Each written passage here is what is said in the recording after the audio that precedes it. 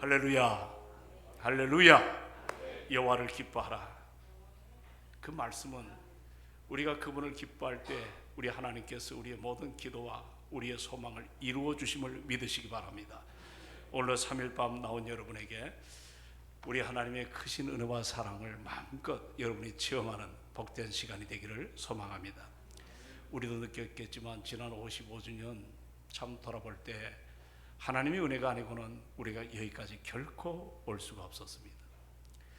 그러나 또한 우리에게 새로운 뭔가 각오와 다짐은 앞으로 주님 오시는 그날까지 이 여기에 현수막에 나와 있는 대로 우리의 삶이 참 앞으로의 100년을 내다보고 우리 동성교회가 이렇게 허물어져 가고 점점 세속화 물결이 깊어가는 이 가운데 어떻게 교회가 교회됨을, 그리고 세상의 빛과 소금의 역할을 감당할까, 이것을 참 우리가 뭔가 기대감을 갖고 이제 55주년을 세 분의 귀한 장로님을 세우게 됐고 한생 함께 동역하던 한 분의 권사님을 이제 오랫동안 또 앞으로 기도하는 권사님으로 우리가 추대하는 시간도 가졌습니다.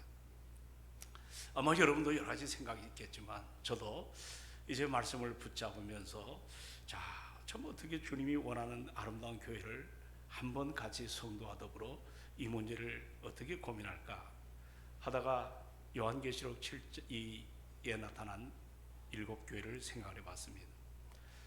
2장과 3장에 보면 7교회가 나오죠.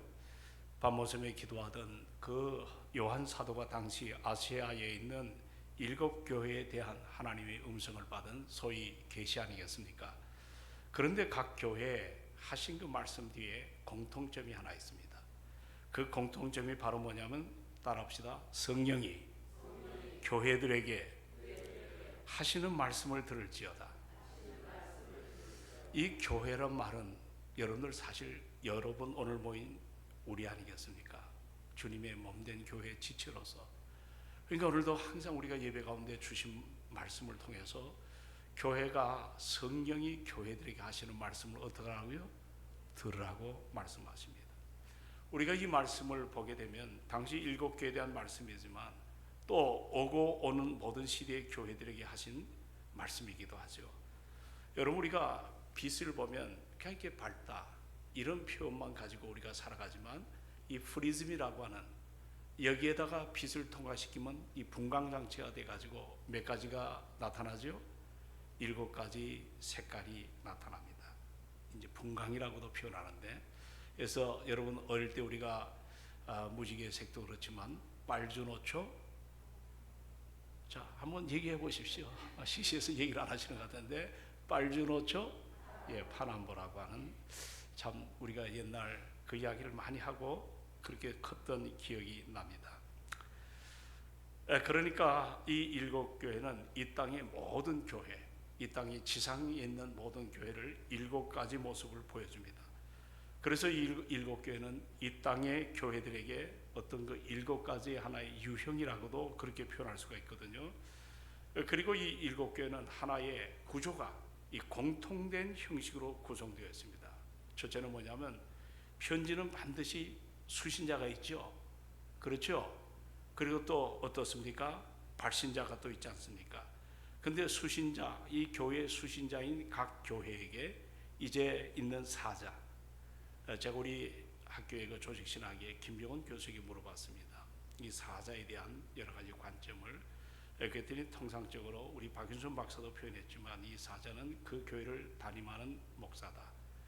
그래서 목사와 함께 성도들이 하나님의 은혜 앞에 참 바로 서야 될 참 무거운 그런 책임이 있다는 걸 보여주고, 또 여기 보면 발신자는 여기 보니까 이 그리스도에 대한 내용이 먼저 소개되고 있습니다. 우리가 오늘 본문을 같이 살펴보면 주님께서 여러분 교회를 주목해보고 계신다는 사실임을 우리가 잊어서는 안 될 줄로 믿습니다. 오늘 예배 가운데 함께한 여러분을 주님이 어떻게 해요? 주목해보신다. 나를 주목해보신다. 단지 우리가 설교를 들으려고 온 것이 아니고 원래 이 말씀을 통해 주님이 원하시는 것은 교회를 주목해보고 계신다는 겁니다. 우리 주님은 교회의 형편을 너무도 정확하게 알고 계시다는 것이죠.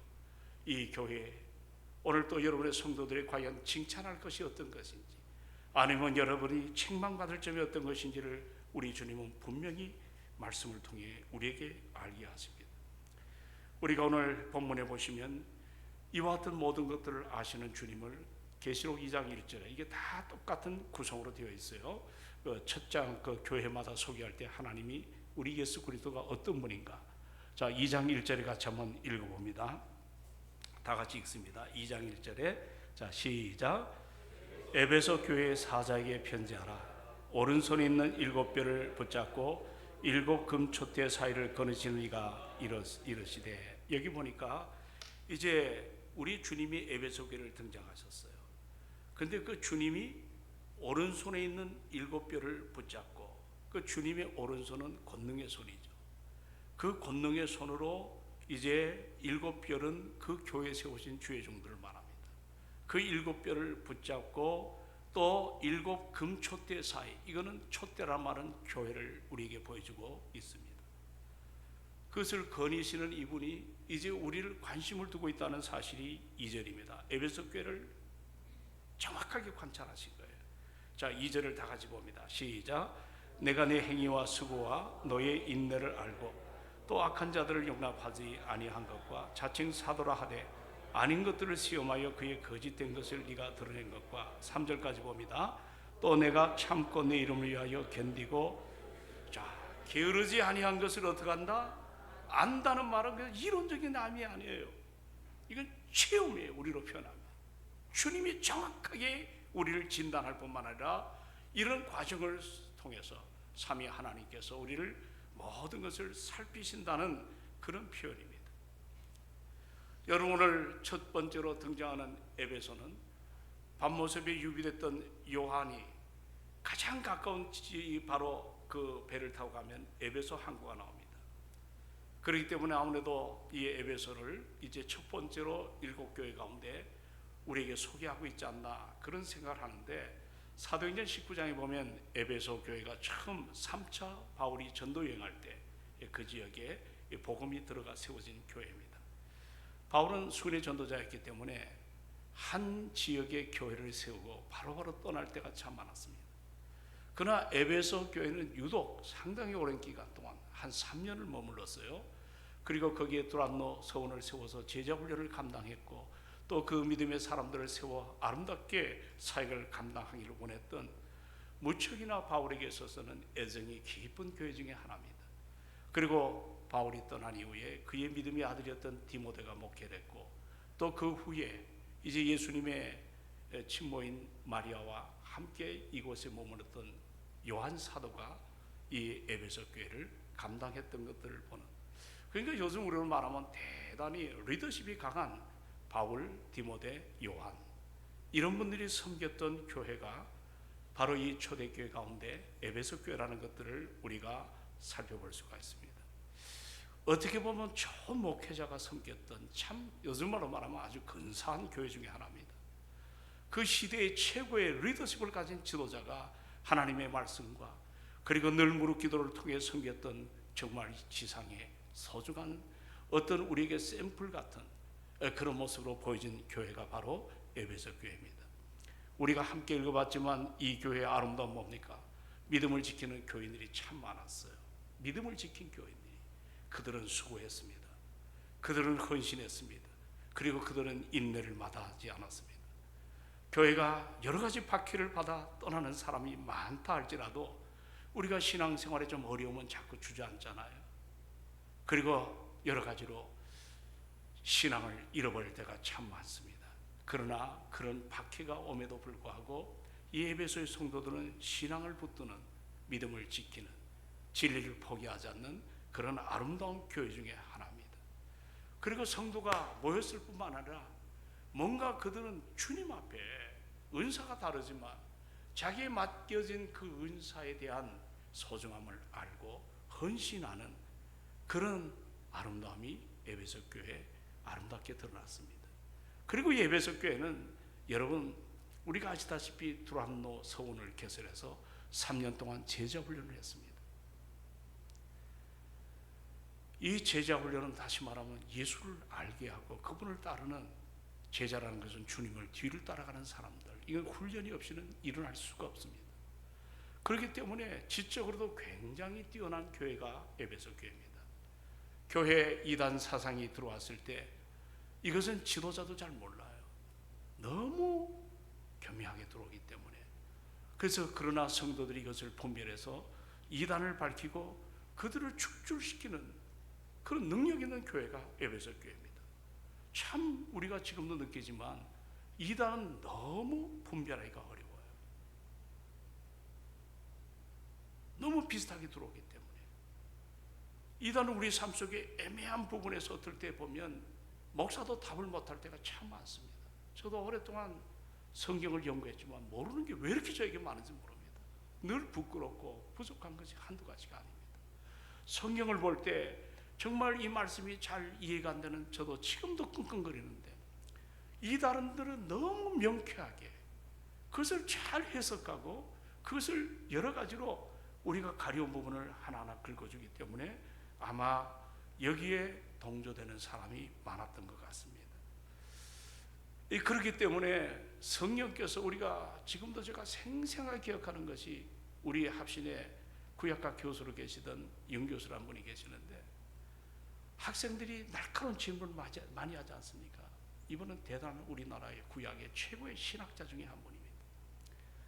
그런데 이분이 얼버무리시거나 엉뚱한 얘기 하시거나 자기가 모르는 것도 아는 척 하시죠. 절대 하지 않습니다. 그건 나도 모릅니다. 이 다음에 내가 천국 가서 한번 물어볼 것이 그런 문제들입니다 하고 겸손하게 자기의 모름을 인정할 줄 아는, 모름이 무식이 아니에요. 성경을 함부로 대하다가는 낭패 볼 때가 상당히 많습니다. 그만큼 이단이 정말 들어오는 것을 분별하기 어려운데, 그들은 나름 어떤 하나의 분석을 갖고 들어오기 때문에 참으로 어려운 문제들을 하나하나 그들이 나름대로 과학적 사고방식이라든지 자기들의 어떤 교리에 근거해 가지고 알려주기 때문에 뭔가 시원하게 느껴질 때가 많습니다. 그러니까 이런 것들이 세상 교회가 자꾸 동조하다가 분열이 일어나고 교회가 상당한 문제가 일어나지 않습니까? 그러나 여러분, 에베소의 교회는 영적이고 성경적인 지식과 어떤 이해력이 있는, 그리고 분별을 가진, 요즘으로 말하면 이상적인 교회 중에 하나입니다. 자, 이 정도면 생각해 보십시오. 우리는 이상적이라고 생각하는데 오늘 본문을 잘 읽어보면 주님이 이 교회를 어떻게 하신다고요? 떠나시겠다고 얘기를 해요. 여러분, 교회가 아무리 크고 훌륭하고 좋은 목회자가 있고 또 전통이 있고 신앙의 수고와 헌신이 있다 할지라도 그곳에 주님이 계시지 않는다면 그야말로 생명력을 잃은 교회일 수밖에 없는, 소망이 없는 교회가 아니겠습니까? 힘들고 어려워도 필라델피아 교회는 작은 교회입니다. 주님이 그곳에 함께 하시면 그 교회는 살아있는 교회입니다. 믿으면 아멘. 여러분은 교회입니다. 지난주에도 말씀했지만 보혜사 성령을 투명 인간처럼 생각하는, 전혀 일상에서 성령과 나하고는 전혀 관심이 없어요. 내 생각, 내 주장, 내 모든 것들을 움직여 나갑니다. 그러나 조금 더 우리가 성령이 내 안에 함께 하시고 나를 통해 역사하시기를 원하신다면 우리는 그 은혜 앞에, 그 임재 앞에 우리가 겸손하게 내 뜻이 아닌 어떤 문제를 만날 때마다 주의 뜻으로 그 뜻을 밝히는 일에 최선을 다했으면 좋겠어요. 요즘 새벽기도에 사람이 점점 많아지고 있습니다. 얼마나 감사한지 모릅니다. 정말 기도하는 교회, 주의 뜻 앞에 내 삶을 엎드리는 교회가 소망이 있지 않겠습니까? 그런데 주님이 떠나시겠다고 합니다. 내 삶에 더 이상 간섭을 하지 않겠다는 겁니다. 여러분, 내가 오늘도 간섭받고 사는 것이 축복입니다. 주님이 나에게 늘 깨닫게 하시는 것이 은혜입니다. 근데 주님이 너 네 멋대로 해라, 난 너하고 상관하지 않겠다. 그게 주님이 떠나는 거예요. 왜 여러분, 주님이 이렇게 아름다운 여러 가지 헌신, 충성, 인내, 수고 이런 것들을 감당했는데도 주님이 왜 떠나야 되는가? 이유가 뭘까요? 오늘 본문을 붙잡으면 우리 안에 그런 문제가 다 있어요. 저는 목회자로고 오랫동안 신앙생활하면서 여러분이 여러 가지로 감정의 변화, 어떤 여러 삶의 변화를 그저 몇 마디 건네보면 알아요. 이 부족한 저도. 그런데 주께서 세상의 아름다운 교회를 일컬어졌던 에베소 교회를 떠나고 싶다는 거예요. 왜 그럴까요? 여기 답이 나와 있죠. 4절을 다 같이 한번 말씀을 받들어 보십니다. 2장 4절 다 같이 시작. 그러나 너를 책망할 것이 있나니 너의 처음 사랑을 어떻게 해요? 버렸다 그랬어요. 첫사랑을. 여러분, 처음 사랑이 없으면 예수님께서 존재할 이유가 없다는 것입니다. 여러분, 첫사랑이 뭡니까? 우리가 첫사랑에 대한 드라마나 여러분의 첫사랑에 대한 감정이 굉장히 많을 거예요. 그러나 적어도 하나님과 나와의 첫사랑은 만남의 관계 속에 일어났던 그러한 사랑이거든요.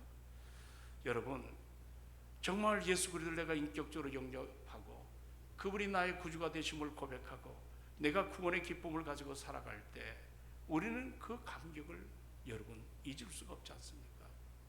주님 한 분만으로도 내 인생 만족합니다. 할렐루야. 우리 안에 그 마음이 있어요. 주님 한 분만으로도 늘 울어도 눈물로 기도하고 이렇게 나와서 대표기도해도 기도 눈물로 흘리고 첫사랑입니다. 다른 어떤 것보다도 주님의 사랑이 최우선이죠. 다른 것은 별로 중요하지 않습니다. 주님께서 나를 위해서 왜 죽으셨는가? 내 죄를 왜 사하여 주셨는가? 나에게 영생을 주시고 그 구속의 은혜를 주신 것을 내가 깨달아 알아갈 때 그 은혜가 너무 깊은 거예요. 그 내 가슴이 열리게 되면 시간이 아깝지 않습니다. 물질이 그렇게 아깝지 않습니다. 그리고 어려운 이웃들, 내가 아무리 피곤하고 힘들어도 어려운 이웃들을 도와주기를 원하는 그런 그리스도의 사랑의 마음이 내 삶 속에 불일 듯 일어나는 것을 보게 됩니다. 그러나 보십시오. 어느 날인가 나도 모르는 사이에 그 첫사랑으로부터 우리가 멀어질 때가 있어요. 여러분, 교회 일이나 신앙생활 할 때 주님과 첫사랑은 이것이 우리 안에 남아있다면 주의를 하는데 그렇게 힘들지 않습니다. 여러분 다 인생의 첫사랑 다 경험해봤잖아요. 잠을 자지 않아도 피곤하지 않습니다.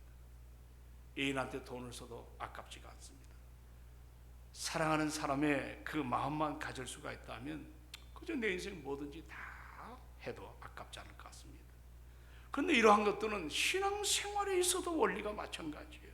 주님과 아름다운 교제가 이루어지는 그 첫사랑 속에서 친교가 일어나고 봉사가 일어나고 헌신과 그리고 용서, 더 나아가서 생명을 증가하는 전도가 일어나는, 이번에도 55주년 될 때 여러분이 어떻게든지 이 자리를 아름답게 주님 앞에 영광을 올려드리기 위해서 그렇게 여러분이 수고하고 그래서 모시고 온 사람들, 마음은 다른 게 아니에요.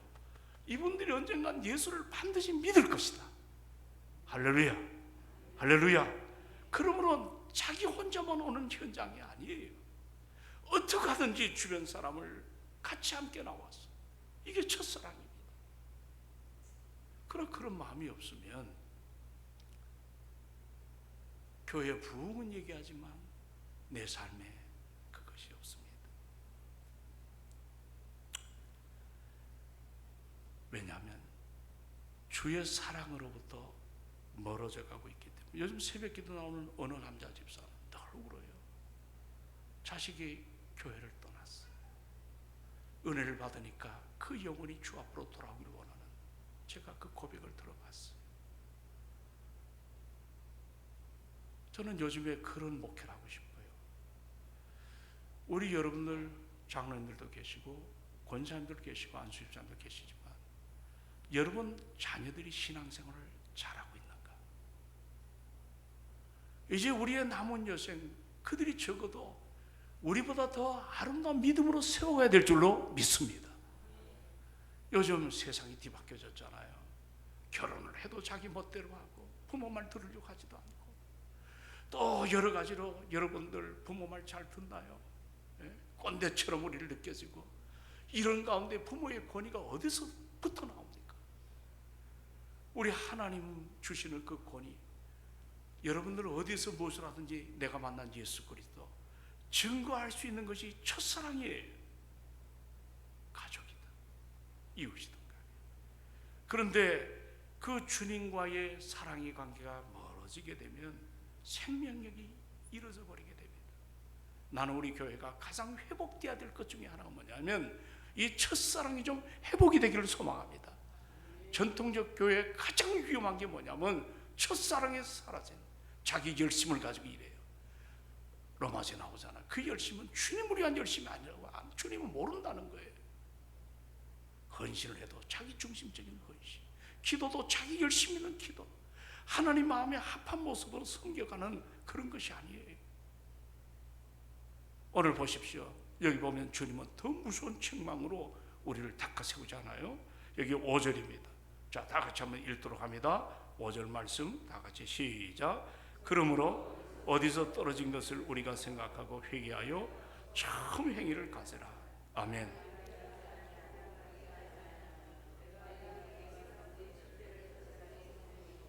예, 참 무서운 말씀이죠. 촛대를 옮긴다 그랬어요. 두려운 말씀입니다. 그 자리에서 옮긴다 그랬어요. 우리는 하나님의 은혜가 내 인생을 붙들지 아니하면 낙동강 오리예요. 오리 아니에요. 주님이 말할 수 없는 탄식으로 내가 빌바를 알지 못해도 그분이 나를 위해서 간구하시는데, 우리가 그 은혜를 저버리고 믿음을 떠나면 결국 촛대를 옮긴다. 첫사랑을. 그래서 여기 본문에 보면 그러므로 어디서, 따라합시다. 어디서 떨어진 것을, 그 다음에 이제 동사가 3개가 나와요. 첫째는 생각하라, 두 번째는 회개하라, 세 번째는 처음 행위를 가지라고 말씀합니다. 이 동사의 변화를 잘 체크해야 됩니다. 첫째가 뭐라고요? 생각 좀 해봐라. 두 번째 뭐예요? 회개하라. 교회는 칼빈이 그런 얘기했어요. 회개가 없는 설교, 회개가 없는 예배 행위, 다 이게 소망이 없다 그랬어요. 회개가 없는 기도, 소망이 없다는 거예요. 철저히 회개. 그래서 생각하라. 두 번째가 뭐하라? 회개하라. 세 번째가 뭐예요? 처음 행위를 가지라는 거예요. 에베소 교회 교인들은 어떻게 보면 주님 앞에 칭찬을 받을 일만 했어요. 문제는 칭찬받을 일만 했기 때문에 주님께서 그들과 멀리하고 계시는, 이거는 여러분 좀, 저도 설교하면서 이런 문제를 좀 고민해 볼 필요가 있겠다. 처음 사랑이 멀어지기 쉬운 사람의 특징이 있어요. 남들 보기에 암흑의 권사, 암흑의 성도, 참 신앙이 좋아. 그럴까요? 자기 스스로 하나님의 일을 한다는 코이노네가 없어요. 끼리끼리입니다. 열심히 하는 것 같습니다. 그게 주님이 기뻐할까요? 아닙니다. 이런 문제에 자꾸 들어가다 보면 자기라고 하는 벽에 가두어지게 됩니다. 처음 사랑이 점점 말라가는 것들을 경험할 수가 있습니다. 진리가 아닌 것을 진리인 듯 가장하는 그런 사람들, 거짓을 진실로 포장해서 다가오는 사람들, 오늘 에베소 교회는 그걸 잘 분별했어요. 열정도 넘치는 교회입니다. 사람이 일어날 때 저 사람이 이단인지 아닌지 그것도 한번 점검하는, 그런데 이런 것들이 자꾸 하다 보니까 사람을 사람답게 대하지 못하는, 저 혹시 가짜 아니냐? 저건 뭐 이상한 사람 아니냐?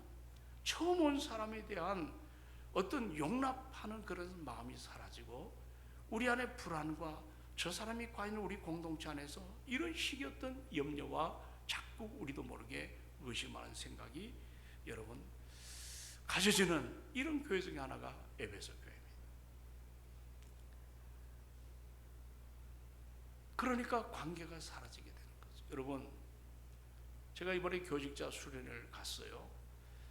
거기에 지금도 산자부에 차관을 있던 친구가 이제 퇴직을 하고 거기에 관계된 그 어떤 일을 그 황지에서, 그러니까 황지가 지금 이름이 좀 바뀌었던데 거기서 이제 그 일을 감당하는데 전화를 걸었어요. 두 번째 날에 점심을 이제 각 동기 노회별로 식사를 한다. 그래서 10,000원씩을 주더라고요. 근데 사북에 전혀 바뀌었기 때문에 어디가 음식을 잘하는지 그 친구한테 전화를 했는데 그 전화가 30년 넘어 처음 전화한 겁니다. 그것도 아름아름 만나가 해가지고 전화를 어렵사리 따가지고 얘기했는데 이 사람이 불교에 얼마나 심취한 사람인지 저는 목사라는 걸 알거든요. 처음에는 서먹서먹하더니 조금 얘기하다 나한테 첫 마디가 도희가 내 고등학교 때 그 이야기를 스스럼 없이 얘기를 하는. 그러니까 여러분 참 목사란 말을 듣지 않고 도희가 하니까 굉장히 기분이 좋아요. 스스럼이 없잖아요. 여러분들 옛날 그 석업동무들 또 여러분들이 친구 관계 속에서 정말 멋진 친구는 욕도 할 수가 있고 반말도 할 수 있는 친구한테 거룩하십니까? 뭐 이런 얘기하는 게 친구 아니죠. 예? 격식도 좀 열고 예의도 좀 이렇게 넘어서 가지고 그렇게 반말도 하고 그렇게 함께 할 수 있는 여러분들 오늘 저녁에 친구가 과연 얼마나 될까요? 나이가 들수록 친구가 사라집니다. 정말 그렇습니다. 여러분에게 정말 내 가슴을 열어놓고 내 문제를 열어놓고 모든 걸 이야기할 수 있는 친구가 얼마나 되십니까? 근데 우리가 소위 친구라는 함정이 있어요. 내가 격식을 차리고 내가 예의를 맞춰가지고 이야기할 때 들어주면 저는 내 친구 맞는 거 아니냐. 그러나 그 속에 점점 정이 사라져갑니다. 일의 관계 속에서만이 대화하고 다른 얘기를 하면 분별하려고 하니까 분위기가 굉장히 드라이한, 뒤돌아서면 전혀 우리 모습이 그 인생에 내 삶을 좀 고백할 수 있는 그런 모습이 잘 되지 않는, 우리가 이런 것들을 한번 추론해 보면 너무 이단을 가리고 진리 앞에 바로 서니까 에베소니까 자기들도 모르게 메말라간 거예요. 그러나 그렇게 하지 말라는 게 아니에요. 정말 그 속에 더 차원 높은 우리에게는 그리스도의 사랑이 있음을 믿으시기 바랍니다.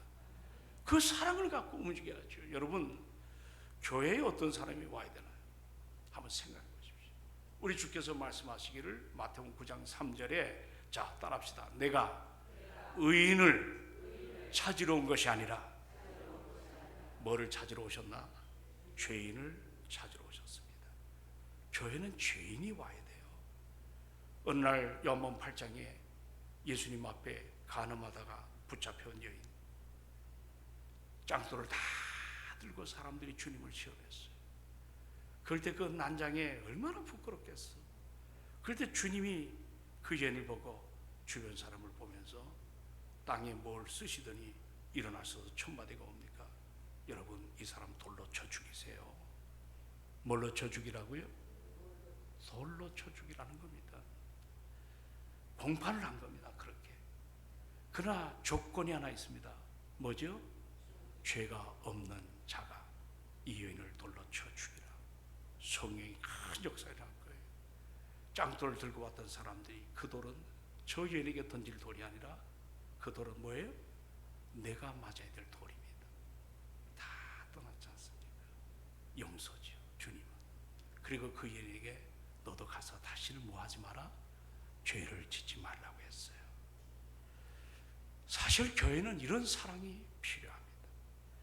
문제 앞에서 주님께서 어떻게 하기를 원하시는지 문제를 만날 때마다 깊이 내 주장, 내 생각, 내 이 꼼수 나중에 다 무너지게 됩니다. 옳고 그름을 따져봐야 되겠지만 보다 소중한 것은 영혼을 먼저 사랑하시는 주의 마음을 교회는 가져야 될 줄로 믿습니다. 그래서 관용이 필요하고 그리고 용서와 사랑, 이런 것들이 교회가 아름답게 필요하죠. 오늘 여기 보니까 처음 사랑을 갖지 아니하면 너희의 촛대를 그 자리에서 옮기겠다. 여러분 지금도 앱에서 내년에 좀 상황이 변하면 튀르키예를 가보고 싶습니다. 교인들과 함께 밤모섬도 가보고 싶고, 그리고 그 너머 7교회가 지금 잔해 속에 있는데 한번 다녀보고 싶고, 좀 시간 나면 거기서 믿음의 발상지로 게르만이 영국 시민으로 바뀌었던 영국도 가보고 싶습니다. 그렇게 한번 주변을 돌아보면서 이제 예수 그리스도께서 어떻게 시대를, 유럽을 저렇게 아름답게 이끌어 가셨는가 좀 생각을 해보고 싶습니다.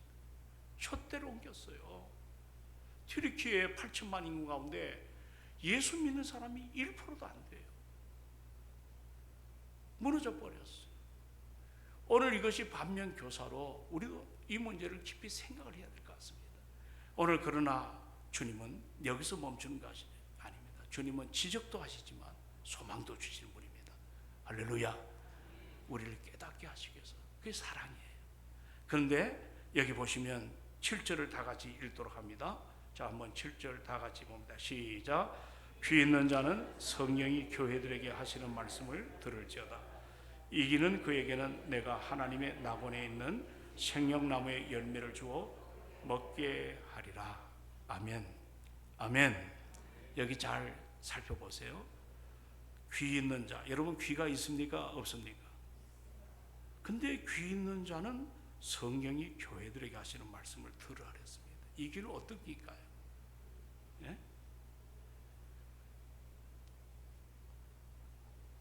어떤 길일까요? 여러분, 그냥 일반적으로 들리는 귀가 있어요.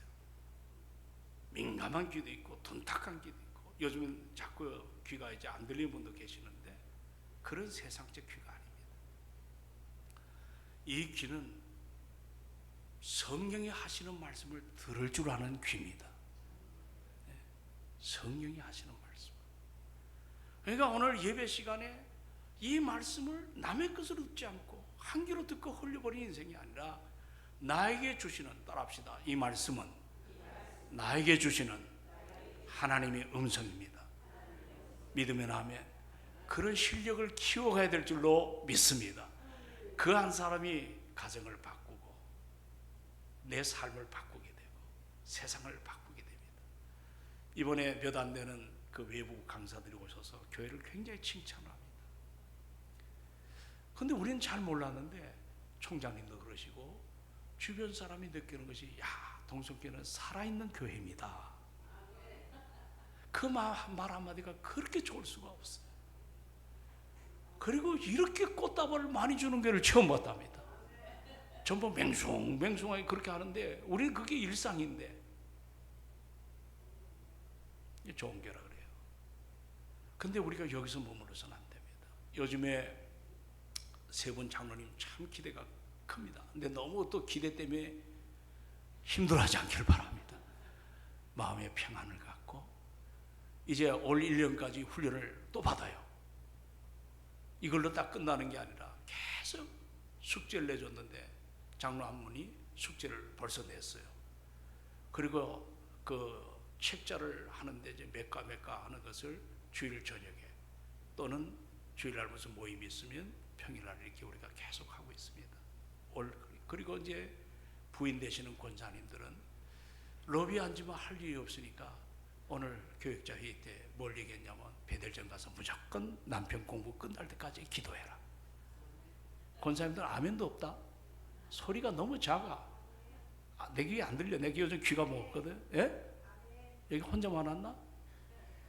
유 권사님, 예, 아멘 다 들었어요? 그래서 교회를 위해서 강 권사님, 제 말이 맞습니까? 틀립니까? 아멘이시죠? 그래서 함께 남편들 부지런히 공부하고, 목사가 뭘 가르치겠어?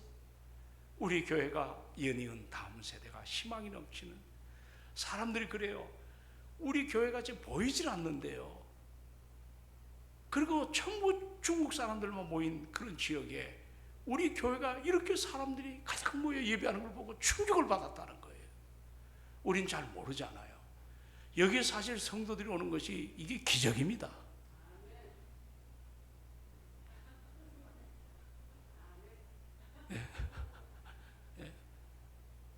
은혜입니다.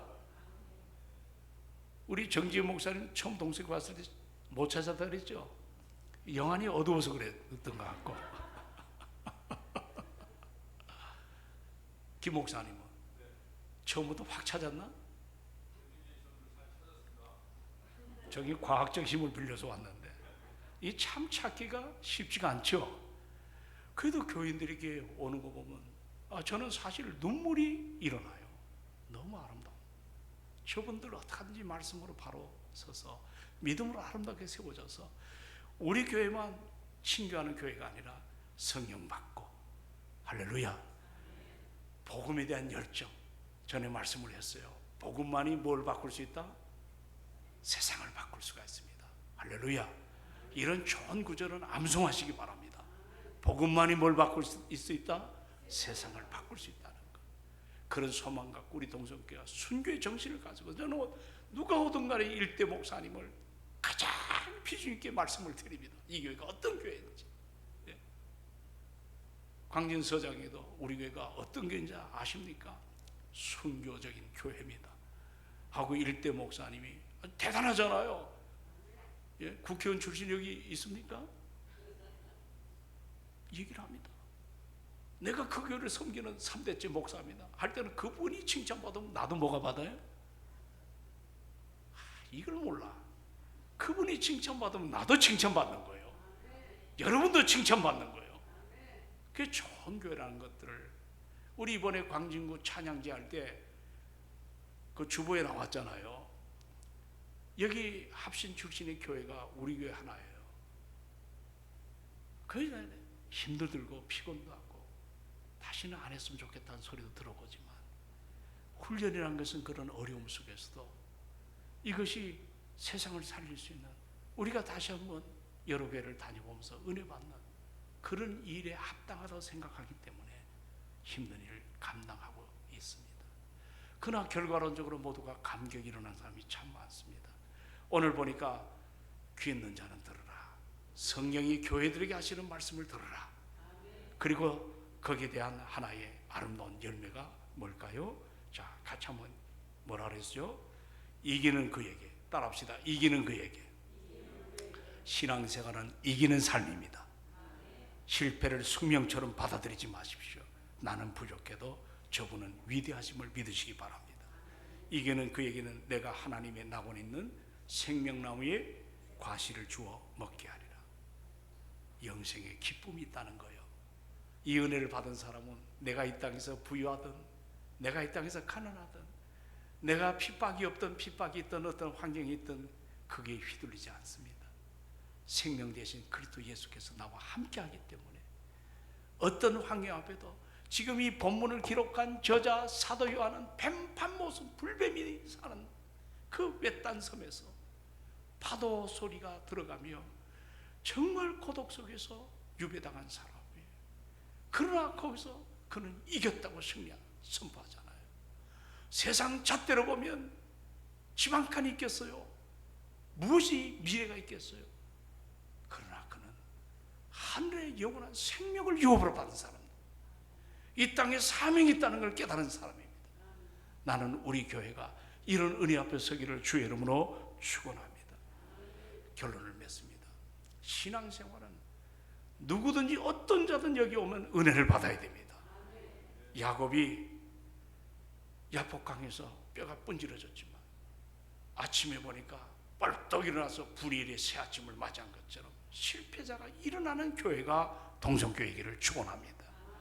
엠마로 갔던 두 제자, 시리에 빠져가지고 부활하신 주님을 소식은 들었지만 얼마나 정말 낙심했습니까? 그러나 성령이 가까이 계신 예수님이 진정한 부활의 주님을 깨닫게 하고 그들의 눈을 뜨게 만들 때 그들은 옛사람이 아닙니다. 여러분, 우리는 이처럼 영안이 밝아지기를 바라고, 또 넘어졌던 실패했던 자서 일어나야 될 줄로 믿습니다. 내 여러 가지 생각이 진리가 아니면 포기할 줄도 알고 은혜 앞에 서서 우리 모두가 하나님의 기쁨이 되기를 소망합니다. 이 땅은 고난과 아픔의 연속이죠. 그러나 그것 때문에 기쁨을 빼앗기는 여러 가지 환경과 우리의 문제, 또 교제, 죽음 이런 것들이 우리를 무너지게 할 때가 많지만 항상 주의 음성에 민감하게 들을 줄 아는 성령의 사람들이 되셔서 이 어둡고 힘든 시대에 우리가 마지막 시대의 일곱 교회를 보시면서 우리도 우리 자신의 형편을 바라보고 믿음으로 승리하는 우리가 되기를 주의 이름으로 축원합니다. 축원합니다. 감사합니다, 주님.